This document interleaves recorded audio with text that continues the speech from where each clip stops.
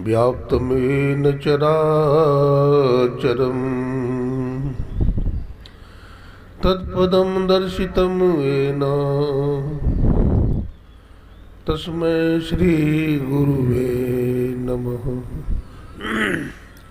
ध्यानमूलं गुरुर्मूर्ति पूजामूलं गुरुपदम् मंत्रमूलं गुरुर्वाक्यम् मोक्षमूलं गुरुकृपा।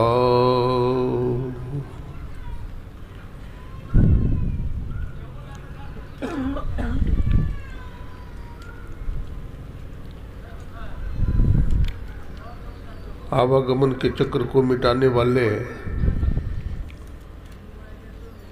त्रैतापों को जलाने वाले तथा जीवात्मा को परमात्मा से मिलाने वाले, सृष्टि के कण-कण में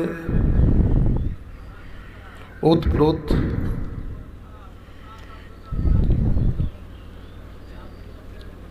सर्वाधार जगत नियंता, चक्षुओं के भी चक्षु, ज्योतिषाम ज्योति तथा शून्य का महाशून्य, सर्वव्यापक और सर्वव्यापकता के भी परे ब्रह्मलीन पूज्यपाद गुरुदेव के त्रैलोक पावन पाद पद्मों में कोटि कोटि नमन करते हैं, प्रणाम करते हैं।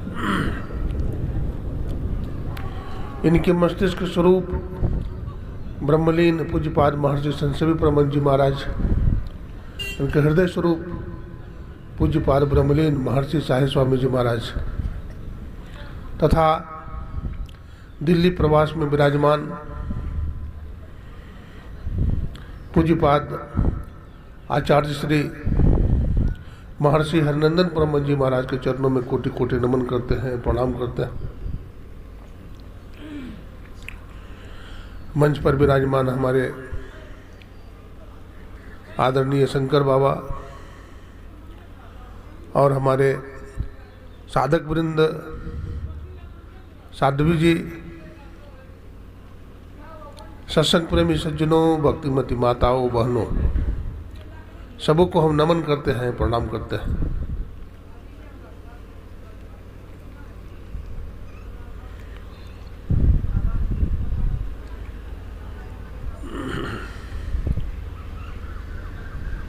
संसार का हर प्राणी, हर जीव आज संसार के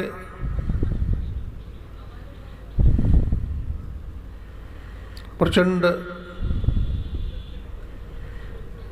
अग्नि में जलते हुए नजर आ रहे हैं।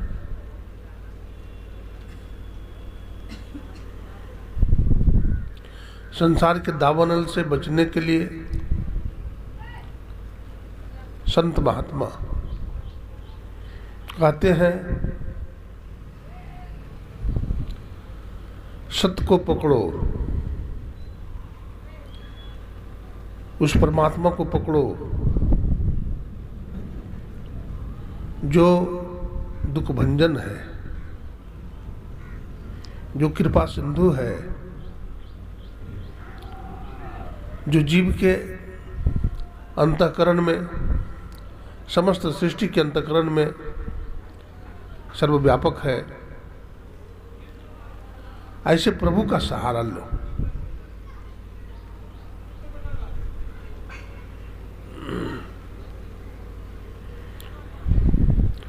बाबा सूरदास जी महाराज लिखते हैं, मेरे मन अनंत कहाँ सुख पावे, जैसे उड़ी जहाज को पंछी फिर जहाज पर आवे, मेरो मन अनंत कहाँ सुख पावे। समुद्र में नाव भी चलती है और स्टीमर भी चलता है। एक पक्षी जब समुद्र के किनारे में स्टीमर लगा हुआ है तो बैठ जाता है, और जब स्टीमर खुल जाता है, बीच सागर में चला जाता है, तो पंछी सोचता है आसमान में उड़े। उड़ता भी है अपनी शक्ति के हिसाब से, यथाशक्ति उड़ता भी है, लेकिन थक जाता है। कहीं समुद्र का और छोर पता नहीं लगता है, किनारा पता नहीं लगता है। कहीं जब सहारा नहीं दिखता है तो फिर स्टीमर पर ही आकर बैठ जाता है। ठीक उसी प्रकार से संसार का जीव भी संसार के वस्तु पदार्थ से सुख पाना चाहता है, धन संपदा से सुख पाना चाहता है, रिश्तों से संबंध बनाकर सुखी होना चाहता है, लेकिन सुखी नहीं हो सकता। जैसे वो पंछी जब तक स्टीमर पर नहीं बैठता है वो परेशान रहता है। संसार का जीव भी परमात्मा को छोड़ करके, सत्संग को छोड़ करके, साधना को छोड़ करके जब तक संसार में भ्रमण करते रहता है, जीव दुखी रहता है। अभी हमारे आदरणीय शंकर बाबा तथा और कई वक्ता का प्रवचन सुन रहे थे। हमारे साध्वी जी सुना रहे थे, बहुत सुंदर प्रवचन सुना रहे थे, बड़ा भावपूर्ण सुना रहे थे कि सत्संग में देवी देवता भी आते हैं। और कहने की बात क्या है, अभी इंद्र भगवान आए हुए हैं, वर्षा हो रही। जब देवताओं के राजा इंद्र भी सत्संग में आ सकते हैं तो ब्रह्मा जी भी आते हैं, भगवान विष्णु भी आते हैं, भगवान शिव भी आते हैं। आप कहेंगे कि बाबा ऐसे ही बोलते हैं। गोस्वामी तुलसीदास जी मानस में लिखते हैं, एक बार त्रेता युग माही, शंभु गए कुंभज ऋषि पाही। संग सती जगजननी भवानी, पूजे ऋषि अखिलेश्वर जानी। एक बार त्रेता युग में भगवान शंकर और माता पार्वती कुंभज ऋषि के पास कुटिया पर गए सत्संग सुनने के लिए।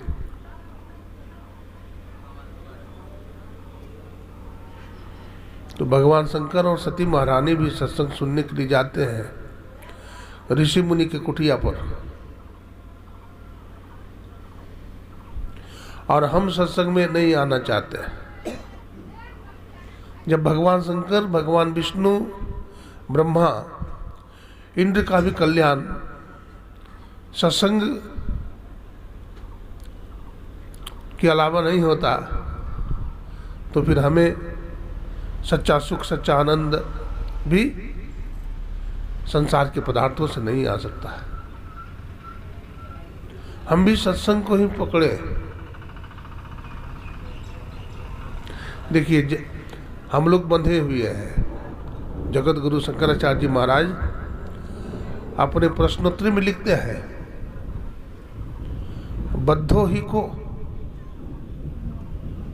कहते हैं यो विषयानुरागी, काबा में मुक्तिर कहते विषय विरक्ति। हर प्राणी, हर जीव आज बंधन में है, बंधा हुआ है। आप देखते होंगे रस्सी में गांठ लग जाती है तो कहाँ से खुलती है? जहां पर गांठ लगती है नहीं, जहां पर रस्सी में गांठ लगी है वहीं से खुलती है। तो हमारे जीवन में बंधन है, हम भी बंधे हुए हैं। जड़ चेतन ग्रंथि पड़ गई, ये जड़ चेतन की ग्रंथि पड़ गई है। ये कैसे खुलेगी? उपनिषदकार लिखते हैं, विद्यते हृदय ग्रंथिस छिद्यन्ते सर्व संशया क्षीयन्ते चास्य कर्माणि तस्मिन् दृष्टि परावरे। हृदय की ग्रंथि एक होता है योग हृदय और एक है वक्षस्थल, ये हाड़ मांस का बना हुआ है। योग हृदय इसको नहीं कहते हैं, छाती को नहीं कहते हैं, किसको कहते हैं? यहाँ दोनों भवों के बीच में जो खाली जगह है उसको बोलते हैं योग हृदय। बोलते हैं योग हृदय में आप जाइए। उग्र ही विमल विलोचन ही के अमिट ही दोष दुख भवरजनी के, तो सूझत रामचरित मणि मानिक। गुफुत प्रकट जब जे जे खानिक, यथा सुवंजन आंज डिग साधक सिद्ध सुजान, कौतुक देखे शैलबन भूतल भूल निधान। जो संत महात्मा योगी साधक ध्यान करते हैं, तो ध्यान करते हैं तो नदी और पर्वतों का तमाशा देखते हैं। अंदर में प्रकाश का दर्शन होता है और अंदर में बहुत तरह की आवाज बाजा गाजा सुनते हैं। जैसे अभी मेघ का गर्जन सुन रहे हैं, इंद्र भगवान प्रसन्न है और गर्जना कर रहे हैं। ये अंदर में आप सुनिएगा, आपको बड़ा आनंद आएगा।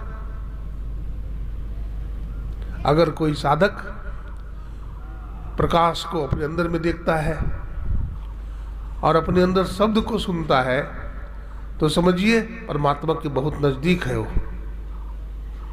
ईश्वर के बहुत नजदीक चला गया है। उसको परम शांति का अनुभव होता है, उसको परम सुख मिलता है। तो हम भी अपने अंदर में ही चले, हम भी अपने अंदर में चले। गुरुदेव कहते हैं, खोज करो अंतर उजियारी और दृष्टिवान कोई देखा है। सबसे पहले सत्संग की बात है, कसौटी है। सत्संग में कैसे बैठना चाहिए वो सीखिए। आप लोग ठीक से नहीं बैठे हुए, पलथी मार के बैठिए, सुखासन में बैठिए, शरीर गर्दन मस्तक को सीधा करके बैठिए। हमारे माता बहनें भी बैठे, भाई भी बैठे, है ना। कैसे बैठना चाहिए ये सबसे पहले सीखना चाहिए। तो शरीर गर्दन मस्तक को सीधा करके बैठिए, सुखासन में बैठिए और सावधान होकर के बैठिए। चौराहे पर लिखा रहता है ना, सावधानी हटी दुर्घटना घटी। तो तन करके बैठते हैं तो समझिए आप सावधान हैं, और नहीं तो दुर्घटना हो जाती है। सुनेंगे कुछ, बाबा लोग कुछ सुना रहे हैं, आप लोग कुछ सुन लीजिएगा। हाँ, एक बार की बात है, एक महात्मा जी सत्संग सुना रहे थे, तो बड़ी भीड़ थी, बहुत लोग आए हुए थे, श्रोता लोग आ रहे थे, जा रहे थे। तो स्वामी जी सुना रहे थे, सत्संग में आकर के सत्संग की बात सुनना चाहिए और सत्संग से कुछ गुण ग्रहण करके जाना चाहिए। नहीं क्या, सत्संग से कुछ गुण ग्रहण करके जाना चाहिए, कुछ लेके जाना चाहिए और कुछ छोड़ करके जाना चाहिए। कुछ छोड़ करके जाना चाहिए मतलब कुछ अवगुण जो है हमारे अंदर, सबके अंदर अवगुण रहता है, तो हमारे अंदर जो अवगुण है उसको भी छोड़ करके जाना चाहिए। तो बढ़िया से लेकिन सुनता नहीं था वो, उसका मन चंचल था। सत्संग की पूरी बात अगर बढ़िया से सुनता, ठीक ढंग से सुनता था तो ज्ञान हो जाता, लेकिन ठीक से सुना नहीं, अनमनस्क ढंग से सुना। तो उन्होंने विचार किया कि स्वामी जी सुना रहे थे कि सत्संग में आना चाहिए, सुनना चाहिए, कुछ लेकर जाना चाहिए, कुछ छोड़ करके जाना चाहिए। तो हम भी ऐसे तो नहीं जाएंगे, बीच में नहीं जाएंगे, पूरी सत्संग सुन करके जाएंगे, और सत्संग की जैसी समाप्ति हुई तो सोचा क्या लेकर के जाए, क्या छोड़ करके जाए। तो उसकी पुरानी चप्पल थी, वो पुरानी चप्पल छोड़ दिया और किसी का नया चप्पल पहन लिया और चला गया। कुछ लेकर जाना चाहिए, कुछ छोड़ कर जाना चाहिए, मतलब यही समझा। इसका मतलब बुद्धि योग को ठीक से नहीं किया, है ना। वेद भगवान कहते हैं ना बुद्धि योग करना चाहिए, मतलब सत्संग सुनना चाहिए। तो बुद्धि योग क्यों कहा? क्योंकि हमारी बुद्धि ठिकाने में नहीं है। बोलते हैं ना तुम्हारी बुद्धि खराब हो गई है, नहीं बोलते हैं, अपने बेटा से कहते हैं बुद्धि खराब हो गई है। तो बुद्धि कैसे ठीक होगी? बुद्धि का ऑपरेशन कहाँ होगा? यही सत्संग में। और सत्संग में आना नहीं चाहता, सत्संग में लोग आना नहीं चाहता। तो बिना ऑपरेशन का ठीक होगा? बिना दवा दारू का ठीक होगा रोगी? नहीं ठीक होगा। लेकिन जो बढ़िया डॉक्टर होता है ना, देखते हैं रोगी को दवा खिलाता है डॉक्टर, और दवा अगर कड़वी है तो खाना नहीं चाहता रोगी।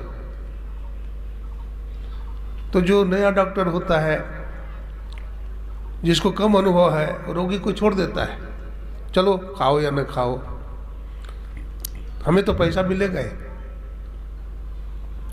लेकिन जो बढ़िया डॉक्टर होता है, कुशल डॉक्टर होता है, वो सोचता नहीं, हमारे पास रोगी आया है, ये हमारा मरीज है और हमारा कर्तव्य है रोगी का इलाज सही ढंग से करना।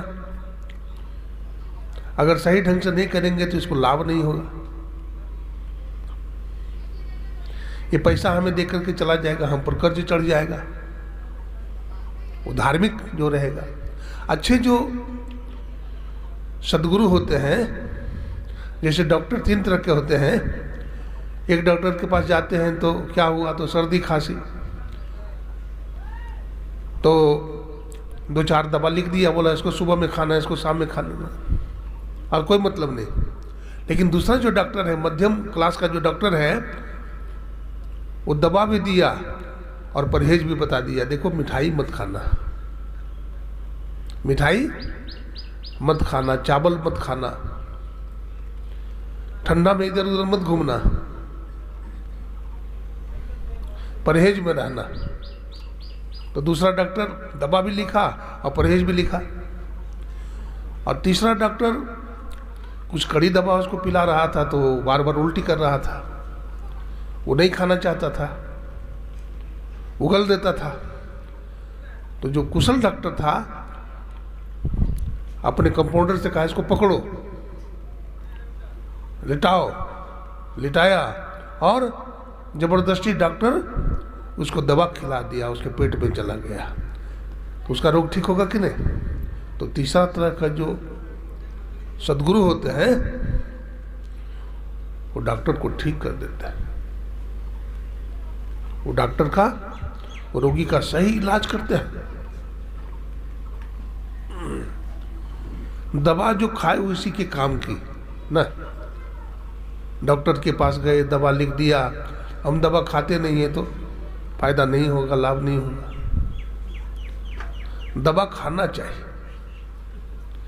ये दवा क्या है? रोग को दूर करने की दवा, कैप्सूल है, टैबलेट है। लेकिन सत्संग की दवा क्या है? यही सत्संग की वाणी, ये वक्ता की जो वाणी है, इसको खाइए, मतलब इसको मनन कीजिए, सुनिए, और सुन करके क्या कीजिए? मनन कीजिए, विचार कीजिए। इसलिए गोस्वामी जी कहते हैं सुनी, और कहते हैं समझही। सुनिए और समझिए। और कैसे सुनिए तो वो भी बताते हैं। मुदित मन, प्रसन्नता पूर्वक सुनिए।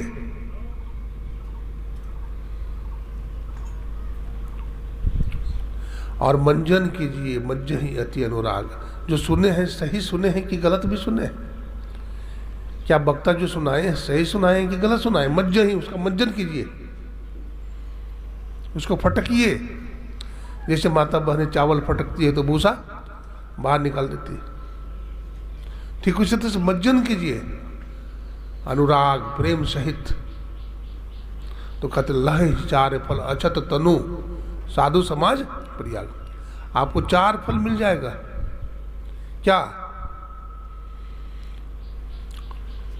धर्म, अर्थ, काम और मोक्ष, ये 4 फल आपको मिलेंगे। तो सत्संग में आना चाहिए तो कैसे बैठना चाहिए मैं बताया। शरीर गर्दन मस्तक को सीधा करके बैठिए और पैर को ढक लीजिए। नहीं, आप कहेंगे पैर क्यों ढकना चाहिए? आप जब सत्संग में बैठते हैं तो जो सगुरा हैं, जिन्होंने गुरु धारण किया है, तो गुरु महाराज भी आते हैं, सदगुरु जिनको बोलते वो आते हैं, और देवी देवता भी आते हैं। तो हमसे बड़े लोग हैं दोनों, सदगुरु भी बड़े हैं, देवी देवता भी पूज्य हैं, श्रेष्ठ हैं, और उनके सामने हमारा पैर खुला हो तो उनका अपमान हो जाता है। और माता बहनें तो माथा पर कपड़ा भी रखिए, चुन्नी रखिए। श्री सदगुरु माथा पर कपड़ा रखिए। हाँ, श्री सदगुरु सत्संग में नहीं सीखिएगा तो कहाँ सीखिएगा। देखिए, जो माता बहनें सत्संग में आती है और माथा पर कपड़ा नहीं रखती है, उनके पति की आयु छीन होती है। उनके पति की आयु छीन होती है। हमारे देश की बड़ी मर्यादा है, हमारे देश की सभ्यता, हमारे देश की संस्कृति, हमारे देश का दर्शन बड़ा अनुपम है, रहस्यमयी है और आचरणीय है। ये आचरण में लाने योग्य है। तो जब हम आचरण सहित सुनेंगे, श्रद्धा से सुनेंगे, विश्वास से सुनेंगे, तो हम इसको धारण भी करेंगे, इसको धारण भी करेंगे। इसकी जरूरत नहीं है। हाँ, आवाज़ जो है ना, हाँ, इसको बंद कर दीजिए। अभी ज़रूरत नहीं है उसकी, अभी मौसम सही है। हाँ, अभी बंद करना। बोलिए प्रेम से श्री सदगुरु। देखिए, पंखा चला दीजिए, हम अपना सुख के लिए। आप लोग आवाज़ ही नहीं सुनिएगा तो फायदा है नहीं है। इसलिए मौसम भी ठीक है, अभी बढ़िया से सुनिए, ध्यान से सुनिए। बोलिए प्रेम से श्री सदगुरु महाराज की जय। तो सत्संग की महिमा सुन रहे थे। सत्संग में सत्य है और संग है। तो सत्य क्या है? आप कभी विचार किए सत्य क्या है? मान लीजिए हम तो शरीर को सत्य मानते हैं, तो शरीर सत्य है। तो सत्य की परिभाषा पहले क्या है? जो सब देश सब काल में रहता है, जिसमें कोई परिवर्तन नहीं होता है, बदलाव नहीं होता है। सत्य सोई जो विनशय नहीं, जो कभी नष्ट नहीं होता है, उस सत्य है। तो शरीर को जो हम सत्य मान रहे हैं, क्या शरीर नष्ट नहीं होगा? शरीर तो नष्ट होगा, ये शरीर नष्ट होगा। धन दौलत को हम सही मान रहे हैं, इसी में लगे हुए हैं इकट्ठा करने में, क्या ये नष्ट नहीं होगा? ये भी नष्ट हो जाएगा। बहुत बड़ा मकान बनाए हैं, तो मकान सब दिन रहेगा? मकान भी एक दिन पुराना हो जाएगा, एक दिन खंडहर हो जाएगा, दीमक लग जाएगा, खंडहर हो जाएगा ना। भगवान बुद्ध को तो वैराग्य हुआ, मकान को देख करके वैराग्य हो। मुरझाया हुआ फूल देखा तो भगवान बुद्ध को वैराग्य हो गया। क्या हम लोग नहीं देखते हैं? हम लोग भी पुराना मकान देखते हैं, रोगी को देखते हैं, मृतक को देखते हैं, तो वैराग्य होता है? नहीं होता है, लेकिन उनको वैराग्य हो गया। देखिए, रामकृष्ण परमहंस जी महाराज कहते हैं, अगर काठी समझते हैं, सलाई में जो माचिस होती है ना, उसमें काठी होता है ना, तो सूखी सलाई में संठी को घिसने से एक बार भग करके जल जाती है, लेकिन अगर गीली हो तो 1000 बार घिसने के बाद चाहे टूट जाए, लेकिन जलती नहीं है। जिसका हृदय पवित्र है, जिसका धर्माधर्म है, जो संस्कारी है, संस्कारवान है, उनमें एक बार ज्ञान की अग्नि जलाने के बाद प्रज्वलित हो जाते हैं। लेकिन जो गीला हो, भींगा हो, वैराग्यहीन हो, ज्ञानहीन हो, संस्कारहीन हो, तो वो प्रज्वलित नहीं होता है।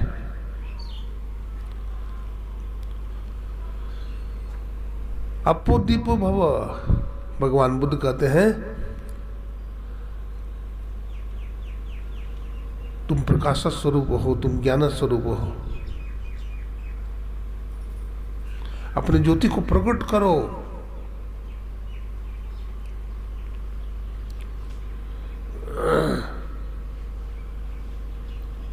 गुरुदेव कहते हैं खोज करो अंतर उजियारी, दृष्टिवान को देखा है। अंदर में उजियारी है यानी प्रकाश है। तो ये प्रकाश की प्राप्ति कैसे होगी? सबसे पहले मानस जप करें। क्या करें?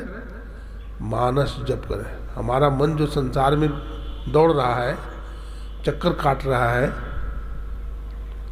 चक्कर काटने से काम नहीं चलेगा, दुख बढ़ जाएगा, आफत बढ़ जाएगा, परेशानी बढ़ जाएगी। तो क्या करो? संत सदगुरु से दीक्षा लो। दीक्षा जब तक नहीं लोगे तब तक रास्ता ही खुलेगा नहीं आपको। आप जन्मते रहोगे, मरते रहोगे। इसलिए संत सदगुरु के शरण में जाइए, उनसे दीक्षा लीजिए। दीक्षा का मतलब क्या होता है? बहुत लोग कहते हैं बाबा दीक्षा का मतलब क्या होता है? दीक्षा का मतलब होता है दीयन्ते अत्यंतम ज्ञानम इति दी अक्षयंती पापाणी इति क्षय। सदगुरु जो मंत्र देते हैं, साधक उस मंत्र को जपता है तो पापों का क्या होता है? क्षय होता है, पापों का नाश होता है। एक साधक दीक्षा लिया और बढ़िया से वो ध्यान भजन करने लगा। लेकिन ध्यान भजन सीख लेने के बाद भी साधक को पहली बार बढ़िया से ध्यान भजन करना चाहिए, जोर लगाकर करना चाहिए। जैसे कोई व्यापार करते हैं तो बड़ा जोर लगाकर करते हैं नहीं, कि जल्दी से जल्दी हम धनवान हो जाए, हमारी गरीबी खत्म हो जाए। ठीक इसी प्रकार से जो अंतर का सुख चाहता है तो उसको जोर से, दृढ़ता पूर्वक, सदाचार पूर्वक उसको ध्यान करना चाहिए। अरे धन कमा लेगा तो तुम्हारा एक जन्म सुखी होगा, और वो भी पता नहीं है।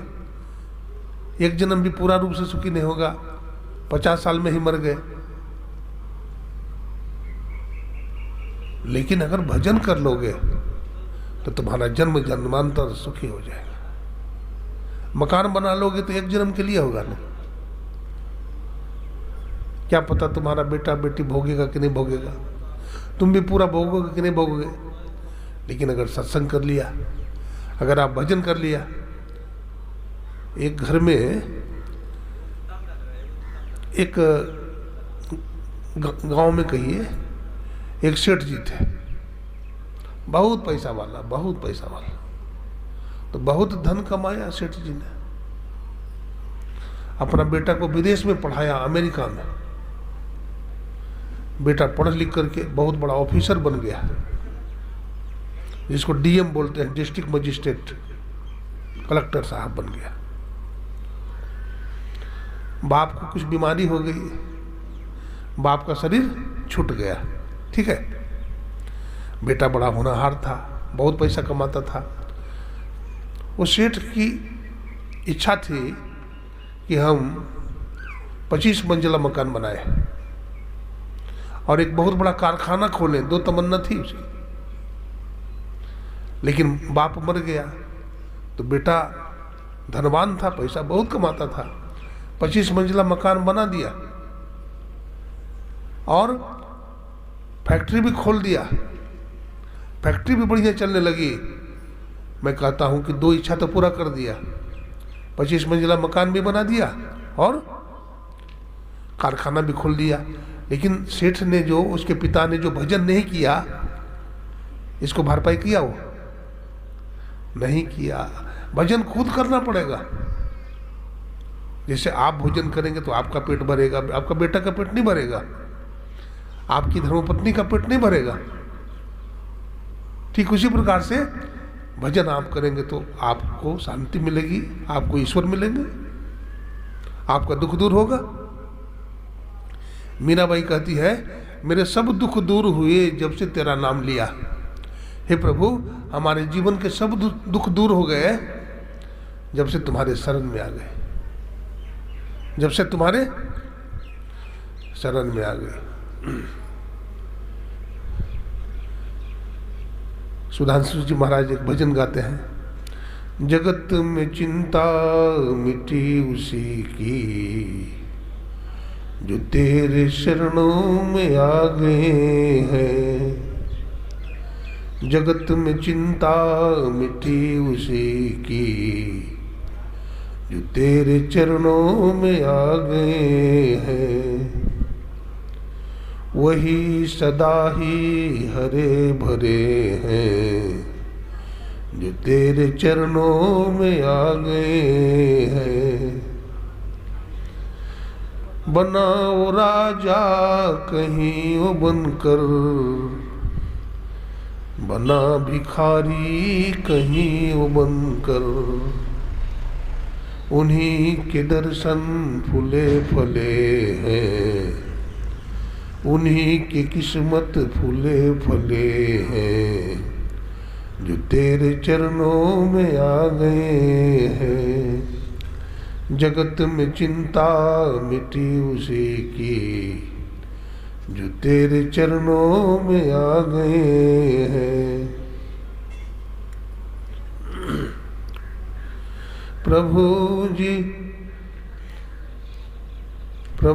जी दुखड़ा सुनो हमारी,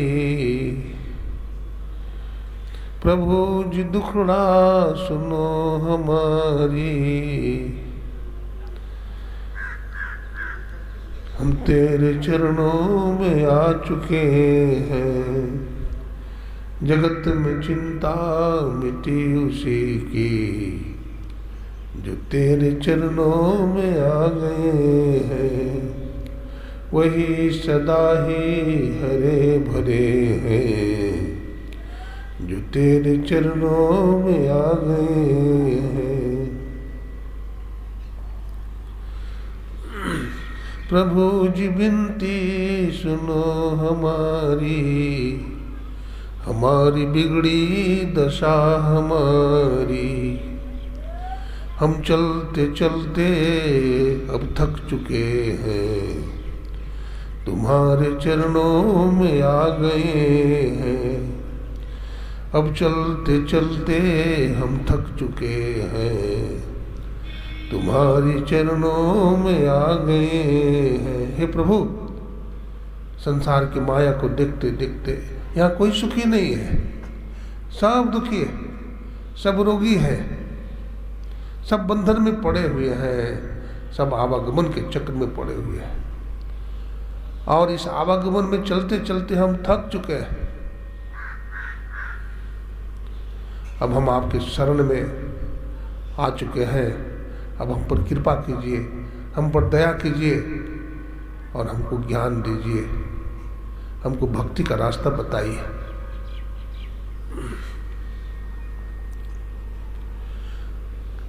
सत्संग से बड़ा लाभ होता है। अभी सुन रहे थे हमारे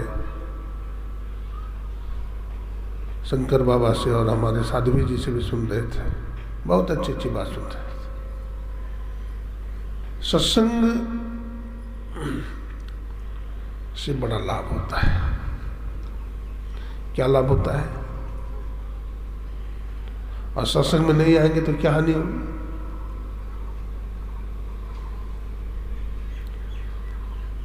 जैसे व्याकरण पढ़ने से भाषा की शुद्धि होती है, सत्संग से जीवन की शुद्धि होती है। हमारा जीवन शुद्ध हो जाता है। जो बहुत सत्संग सुना है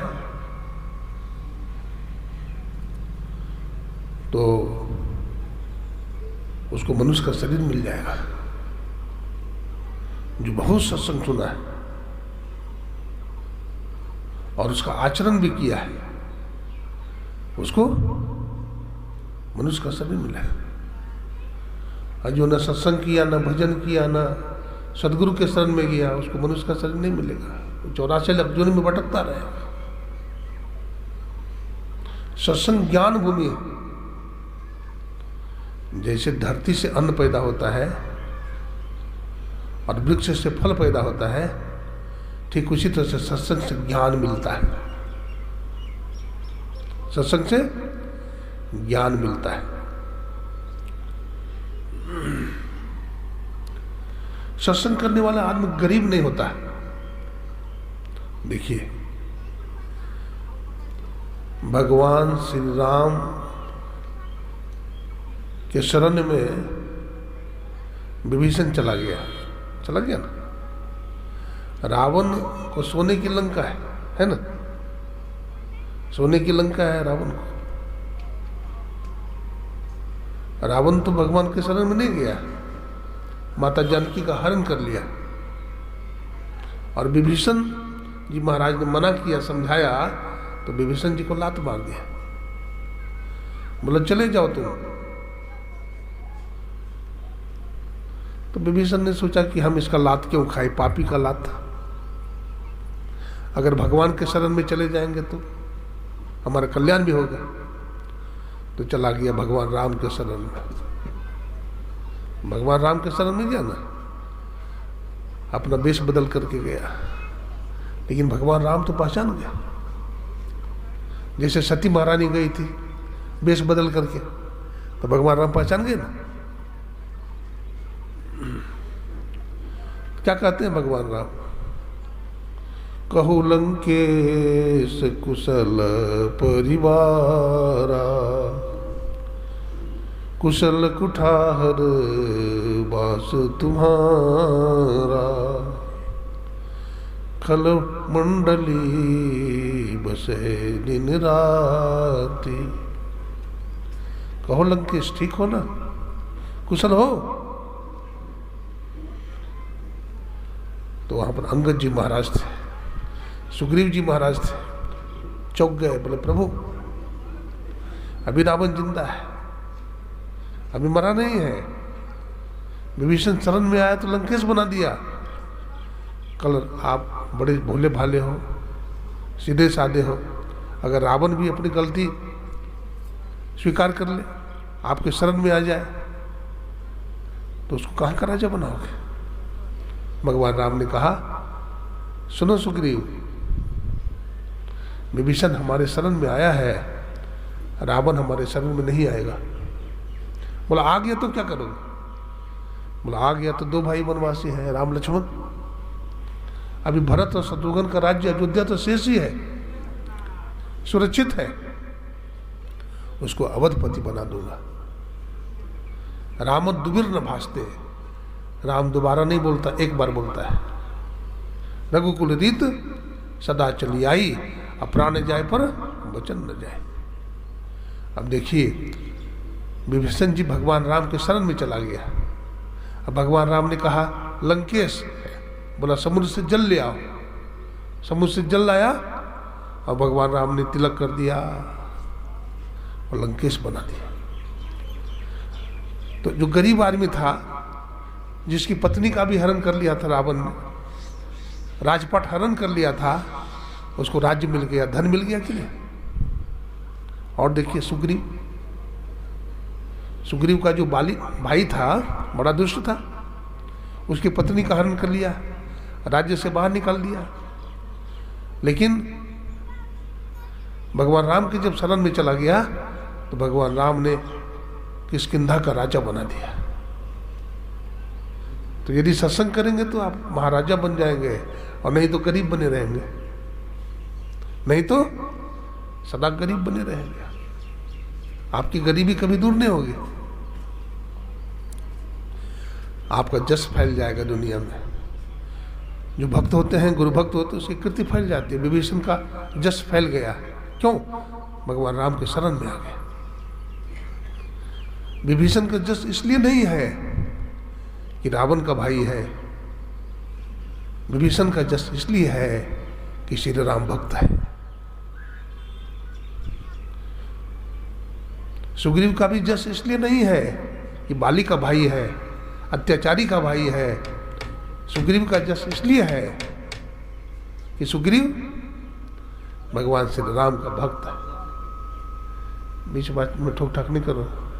श्री सदगुरु, ये काम बाद में भी हो जाएगा, अभी नहीं करो ये सब। श्री सदगुरु महाराज की, अभी मत करो, बैठो, बोलिए प्रेम से श्री सदगुरु। हाँ, क्या सुन रहे थे? सत्संग करेंगे तो हम राजा बन जाएंगे, धनवान बन जाएंगे और कीर्तिमान बन जाएंगे, हमारी जश भी फैल जाएगी।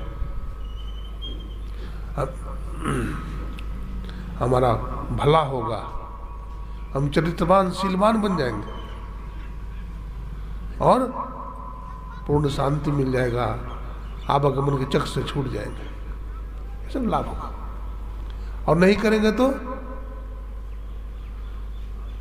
यदि जीवन में सत्संग नहीं किया, भजन नहीं किया, सदगुरु के शरण में नहीं गया, तो गाय बैल हाथी घोड़ा कुत्ता बनते रहेंगे सब। भगवान बुद्ध ने कहा, मनुष्य इतना बार जन्म लिया है, इतना बार मरा है, उसके हड्डी के ढांचे को जमा किया जाता तो हिमालय पहाड़ बन गया होता। इतना जन्मों में दुख भोगा है, अगर उसके अश्रु कण को जमा किया जाता तो प्रशांत महासागर और हिंद महासागर बन गया होता। कठोपनिषद के ऋषि ने कहा, उत्तिष्ठत जागृत प्रप्य परा निबोधत क्षुरस्य धारा निशिता दुरत्तया दुर्गम पथस्तत् कवियो वदंती। अरे विद्याग्रस्त लोगों, उठो, अज्ञान निद्रा से जागो, अज्ञान निद्रा से जागो और ब्रह्मज्ञानी महापुरुष के शरण में जाओ और ज्ञान प्राप्त करके जन्म मरण के चक्र से छूट जाओ। संत के शरण में जाना पड़ता है। गीता में भी भगवान कहते हैं, तद विद्धि प्रणिपाते न परिप्रश्नेन सेवया उपदेक्षन्ति ते ज्ञानम ज्ञानेन तत्वदर्शिनः। प्रभु के शरण में जाओ। कैसे जाओ? तो कहते तद विद्धि, हाथ जोड़ करके जाओ। प्रणिपाते न, साष्टांग दंडवत करो चरणों में और उनसे परिप्रश्न पूछो, जिज्ञासा करो, उनकी सेवा करो। आपको ज्ञान का उपदेश करेंगे। वो तत्वदर्शी, वो ब्रह्मज्ञानी आपको आत्मा के रहस्य को बताएंगे, साधना की विधि बताएंगे और आप जन्म मरण के चक्र से छूट जाएंगे। इंद्र भगवान इतने प्रसन्न हैं कि देखिए वो भी घूम रहे हैं, परिभ्रमण कर रहे हैं। हमारे देखिए सत्संग तो बहुत जगह देश विदेश कहाँ कहाँ जाता हूँ करने के लिए, लेकिन आप लोगों को देख करके इस घर में जो हम सत्संग कर रहे हैं, इनके जो पुरखा थे दादा श्री जानकी प्रसाद भगत, बड़े धर्मात्मा पुरुष थे, और इनके नाना जी श्री राजेंद्र प्रसाद भगत, इनके पिताजी श्री कृष्णदेव भगत, और इनकी माताजी मुन्नी भगत, और इनके सुपुत्र हैं सुमन कुमार जी जो इंजीनियर है बंगलौर में, और इनका छोटा बेटा का नाम है आशीष कुमार जो पढ़ाई कर रहा है। छोटे छोटे बच्चे इनके घर के। इनकी कितने बहन हैं?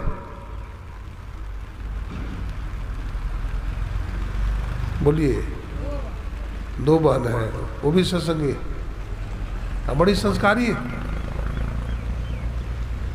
वो भी सत्संग में आई है। बच्चे बड़ी संस्कार है, क्यों? बाप है पूत पर आपत घोड़ा, नहीं कुछ हो तो थोड़म थोड़ा। ये जो कुल है बोलते हैं संस्कारी है।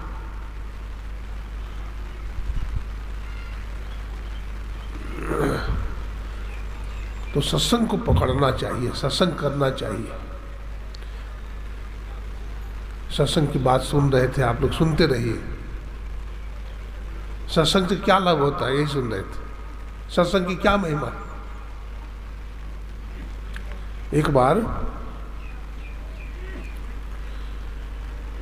एक शहर में चोरी हो गई, शहर में चोरी हो गई। तो चोर जो है राजा के घर में नौलखा हाथ चुरा के भाग गया। तो पुलिस पीछे लग गई, चोर आगे आगे भागा जा रहा है और पुलिस पीछा कर रही है। संत कबीर साहब सत्संग कर रहे थे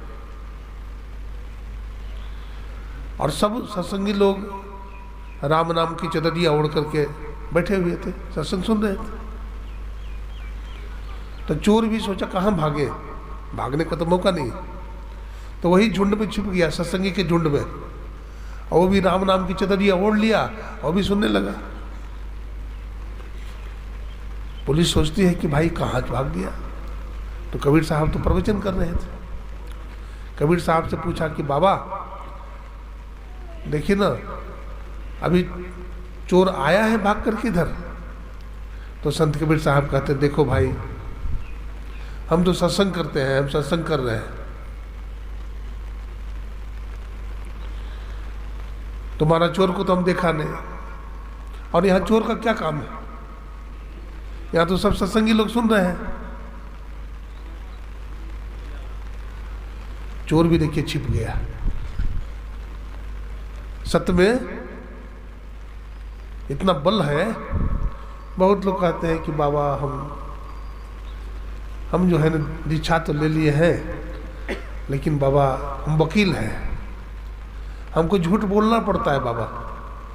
अगर झूठ नहीं बोलेंगे तो हमारा परवस्ती कैसे चलेगा, हमारा बाल बच्चा भूखा मर जाएगा। इसलिए बाबा हमको झूठ बोलना पड़ता है। तो मैंने कहा कि भाई तुम सत्य बोलोगे तुम भूखे मर जाओगे। सत्य हरिश्चंद्र सत्य बोले थे और स्वप्न में ही दान कर दिया था, सब राजपाट दान कर दिया था, वो भूखे नहीं मरे थे। उनकी ख्याति उनकी कृति अब भी है, इतिहास में है। अब तुम सत्य बोलोगे तो क्या तुम्हारे बच्चे भूखे मरेंगे, झूठ बोल करके तुम्हारे बच्चे सुखी होंगे और सत्य बोल करके झूठी दुखी हो जाएंगे। ऐसा नहीं होगा। सुनो, सत्य इतना कमजोर नहीं है, सत्य इतना कमजोर नहीं है और झूठ इतना मजबूत नहीं है। झूठ तो झूठ ही है और सत्य तो सत्य है। हमारा उपनिषदकार कहते हैं सत्यम वद धर्मम चर, सत्य बोलिए, सत्य का आचरण कीजिए, सत्संग कीजिए। आप यही सत्संग में लाभ बहुत है। कबीर साहब कहते हैं यही सत्संग में लाभ बहुत है, तुरंत मिलावे गुरु से। अब मूर्ख जन कोई सार न जाने, सत्संग में अमृत बरसे। मैं तो आन पड़ी चोरन के नगर, सत्संग बिना जिए तरसे। एक कहानी सुनाता हूँ, ध्यान से सुनिए। कहानी कहने से सब पढ़े लिखे अनपढ़ सबको समझ में आती है, इसलिए कठिन श्लोक में नहीं बोल रहा हूँ, बिल्कुल सामान्य भाषा में आप लोग को सुना रहा हूँ।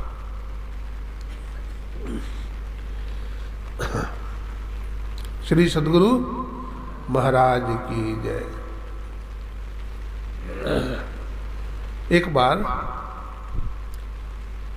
एक सन्यासी भिक्षा मांगते मांगते एक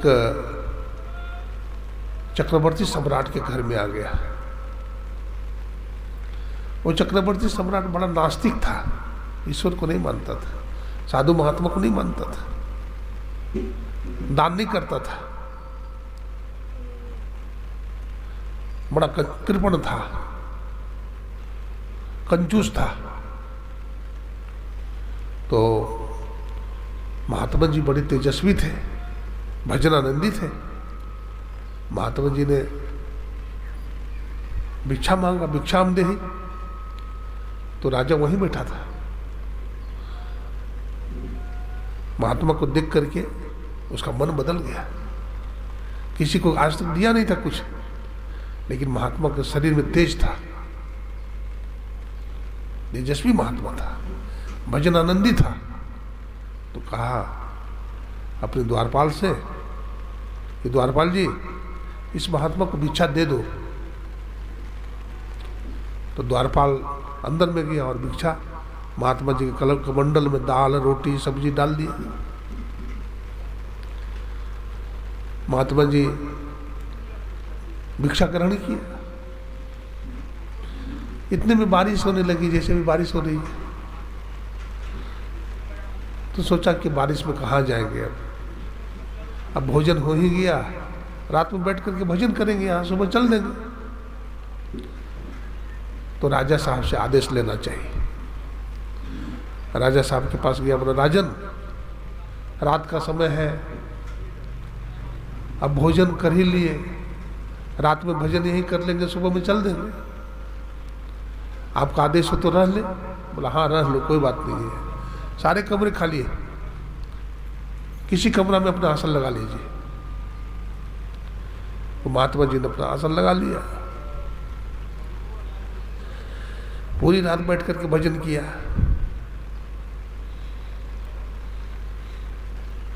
महात्मा के जीवन में भजन ही है न, भजन करे तो महात्मा है, भजन नहीं करे तो महात्मा काहे को है? महात्मा, महात्मा का भोजन भजन ही है। तो महात्मा पूरा रात बैठ के भजन किया। सुबह में अपना क्रियाकर्म से निवृत्त होकर के स्नान आदि करके ध्यान भजन करके राजा साहब के पास गया। बोला राजन, अब हम चलना चाहते हैं, आदेश दीजिए। तो राजा साहब ने कहा कि महात्मा जी, हमारा राजपाट देख लीजिए, हमारा खजाना देख लीजिए, हमारा बगीचा देख लीजिए, हमारा यज्ञशाला देख लीजिए, नृत्यशाला देख लीजिए, सेना का रहने का जो भवन है वो देख लीजिए। बोला ठीक है, दिखा दीजिए। तो महात्मा को ले गया, महात्मा चले गए।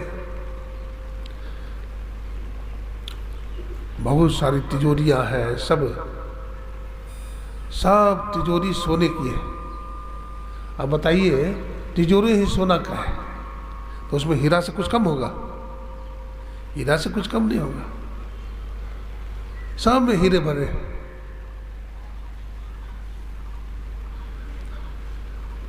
बोला देखिए, ये 5000 जो ऊंट है ना,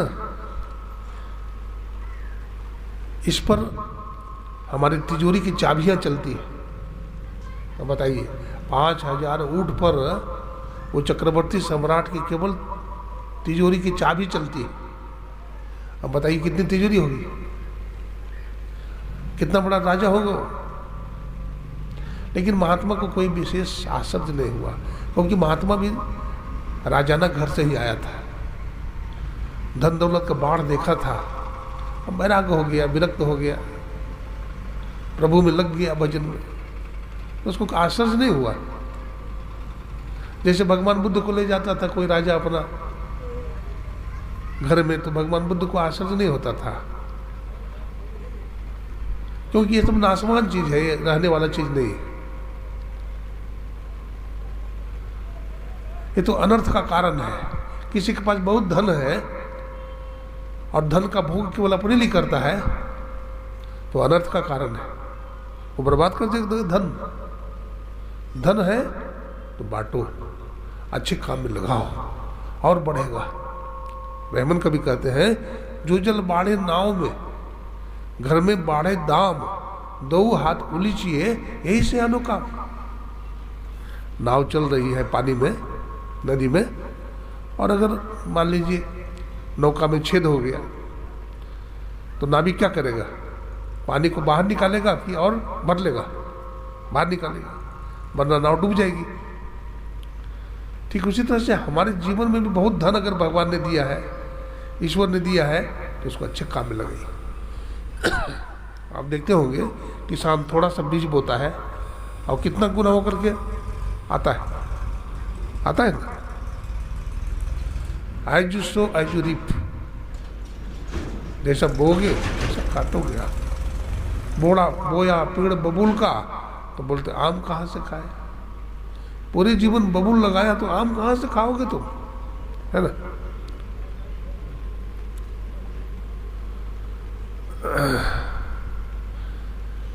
तो महात्मा जी को कोई आश्चर्य नहीं हुआ। तो महात्मा जी ने सब कुछ देख लिया, राजपाट, यज्ञशाला, नृत्यशाला सब दिखा दिया। बोला अब हमको इजाज़त दीजिए, अब चलना चाहते हैं। तो महात्मा जी को लगा कि बड़े संतोषी महात्मा थे, भजन आनंदी थे, दुनिया के दुख को मिटाना चाहते थे। राजा पर भी दया आ गई कि झूठ मूठ खिलौना में लगा हुआ है, माया में फंसा हुआ है, इसको छोड़ा दे। तो महात्मा जी ने कहा, राजन, दुख संकट में, विपत्ति में जब तुम पड़ जाना तो मुझको याद करना, मैं तुम्हारी सहायता करूंगा। तो राजा तो अहंकारी था, बोला रे फक्कड़, तो हमारी सहायता क्या करेगा? तुमको खाने को रोटी नहीं मिलती है, पहनने को कपड़ा नहीं है तुम्हें, तुमको रोटी हम देते हैं, कपड़ा हम देते हैं, समाज के लोग देते हैं, तो हमारी सेवा क्या करेगा? महात्मा के चेहरे पर एक गंभीरता थी, तेज था। महात्मा ने कहा, राजन मैं सही कहता हूं, दुख संकट आएगा तुम्हारे ऊपर और तुम मुझे याद करना, मैं तुम्हारी रक्षा करूंगा। महात्मा अंतर्यामी था, राजा तो अहंकारी था। बोला जा जा फक्कड़,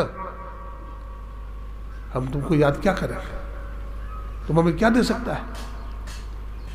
एक कहावत है, आया मौज फकीर की, दिया झोपड़ा फूक। महात्मा चल दिए वहां से। इधर क्या हुआ, ये जो राजा था, इसका नाम था कारून शाह। क्या नाम था? कारून शाह। तो इस राजा पर कोई दूसरा राजा ने चढ़ाई कर दिया।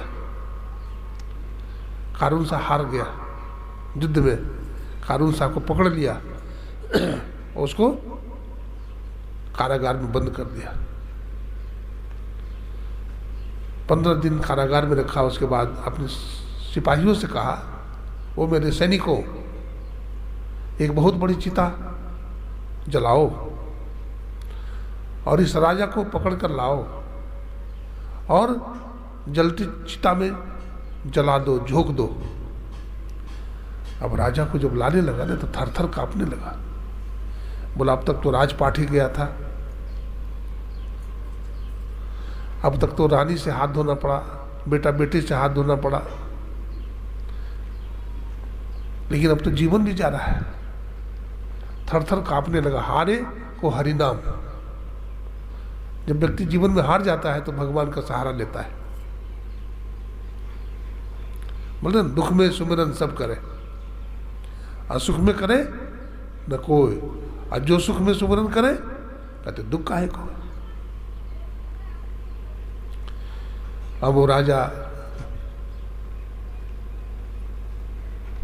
को याद आ गई, अरे हमारे दरवाजे पर एक महात्मा आया था और महात्मा को मैंने अपमान किया था। महात्मा ने कहा था कि कुछ मांगो, तो मैंने उसका अपमान किया, तो क्यों नहीं उसको याद करें, हो सकता है हमारी रक्षा करे वो। तो महात्मा का नाम लेकर के पुकारने लगा। उस महात्मा का नाम था सोलेन। क्या नाम था? सोलेन। बोलता है सोलेन बचाओ, सोलेन बचाओ। सोलेन रक्षा करो, मैं संकट में हूं। जब नाम लिया ना सोलेन का, तो जो दूसरा राजा था वो सुन लिया। वो कहता है, भाई तुम किसको याद करता है? सोलेन तुम्हारा कौन है? तो राजा कहता है, सोलेन हमारा तो कोई नहीं है, एक महात्मा है, अलमस्त भजनानंदी महात्मा। वो हमारे दरवाजे पर एक बार आया था, उसे भूख लगी थी तो मैंने उसे रोटी खिलाया था। रात में हमारे राजभवन में ठहरा था, मैं उसे पुकार रहा हूं। वो राजा बोलता है, ओ मेरे सैनिकों, इस राजा को जलती चिता में मत जलाओ, क्योंकि मरते समय इन्होंने हमारे सदगुरु का नाम लिया है। संत सोलेन हमारे सदगुरु है और मरते समय हमारे गुरुदेव का नाम लिया है, इसलिए इसके राजपाट को लौटा दो, इसके धन को लौटा दो, इसके गले में फूल की माला पहनाओ और इसके रानी के पास इसको पहुंचा दो। देखिए, कबीर साहब कहते हैं, कबीरा संगत साधु के हरे और की व्याधि, असंगत बुरी असाधु के आठों पहर उपाधि। अगर साधु की संगति करेंगे तो हमारे जीवन का व्यथा, जीवन का दुख, जीवन का संकट सब खत्म हो जाएगा। और अगर जीवन में असाधु का संग कर लेंगे तो हम, एक महात्मा कहते थे, साधु का संग न जाने कब हमें बंधन से छुड़ा दे, और भोगी पुरुष का संग, राजाओं का संग न जाने हमारे हाथ में हथकड़ी लगवा दे। तो साधु की संगति करना चाहिए। ये साधु की संगति करने से हमारे जीवन में बड़ा लाभ होता है। इस घर के हमारे माननीय श्री कृष्णदेव भगत जी के जो पुत्र हैं, सुमन कुमार जी, आशीष कुमार जी, हमारे सुमन कुमार जी जो इंजीनियर साहब हैं, ये दोनों भाई बहुत अच्छे हैं। इनकी बहन भी बहुत अच्छी, और अपना धन को खर्च किया है सत्संग में। ये बहुत बड़ी उपलब्धि है। धन तो बहुतों के पास होता है, लेकिन सबका धन अच्छा काम में खर्च नहीं होता है, सत्संग में खर्चा नहीं होता है। तो इनको हम बहुत बहुत साधुवाद देते हैं, इस परिवार को, कि इन्होंने सत्संग करवाया है। और आप लोग को अधिक से अधिक संख्या में आइए, सत्संग से लाभ उठाइए। सत्संग में कोई मान गुमान की बात नहीं है। ऐसा नहीं है किसी पर एहसान कर रहे हैं। सत्संग सुनेंगे, सत्संग करेंगे, भजन करेंगे, तो आपको फायदा होगा। हाँ, इतना जरूर है, जो सत्संग का आयोजन करवाया है, आपका आधा पुण्य इनको ही मिलेगा। हाँ, आपको जितना पुण्य होगा, ये सत्संग जो आयोजक है, जिन्होंने व्यवस्था किया है, आपका आधा पुण्य इनके पास आ जाएगा। तो इस सत्संग से बहुत बड़ा लाभ होता है। समय पर आइए, समय पर जाइए, सत्संग से लाभ उठाइए। बोलिए प्रेम से श्री सद्गुरु महाराज की जय। अभी इतना ही सुनाया।